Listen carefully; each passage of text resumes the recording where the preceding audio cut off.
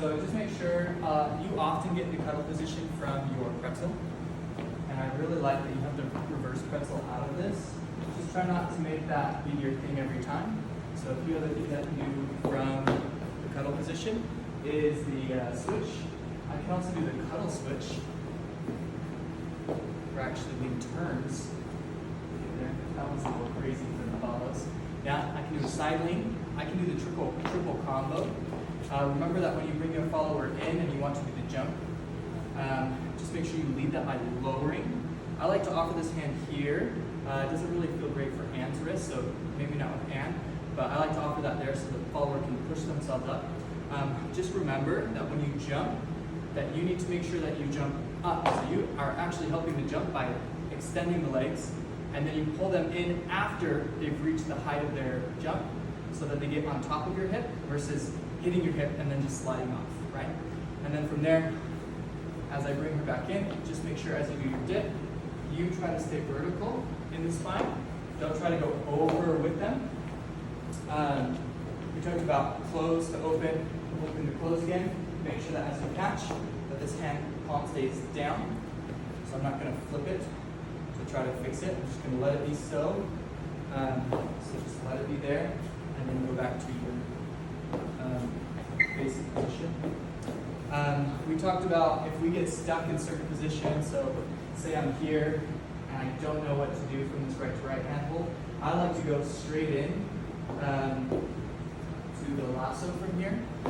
We talked about a few different exits. I can kind of go under the arm, give her a twist, so I can do a tabletop from there. What else? I like to kind of do this kind of thing and just slide out.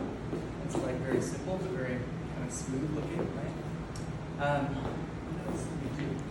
Oh, if I ever want to go into a closed-handed position, right? So say from here, I want to do the pretzel. I'm not going to do the pretzel from here because we didn't start from a squared up position or a two-handed position, right? So I need to make sure that I do something else to get to square before I go into my pretzel or whatever else I want to do.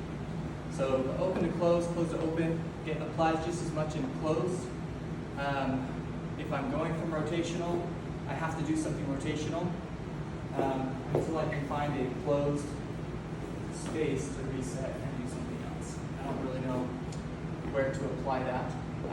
From this cuddle position, we talked about also doing this duck under, which is the bow and arrow.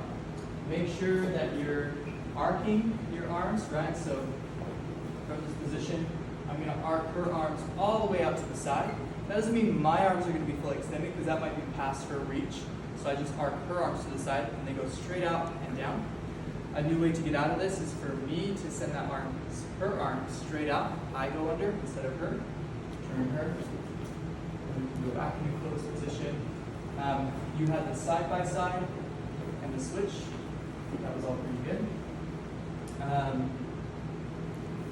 From the side by side, a lot of people always go into the back to back. You do not have to go to the back to back, right? I could even just like prep her by sending her back and releasing her, sending her into a dip.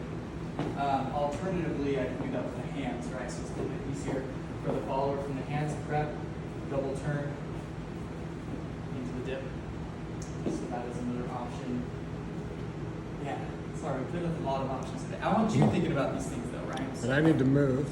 What's up? I need to move. Yeah, I need so to not a lot of stay times you're static. like leading her to do the turn, or you're just Yeah. kind of pulling her past you, or you're moving, but you're not actually leading her to do anything, right? So I need to make sure I move. I move. I move. And I invite her to move too.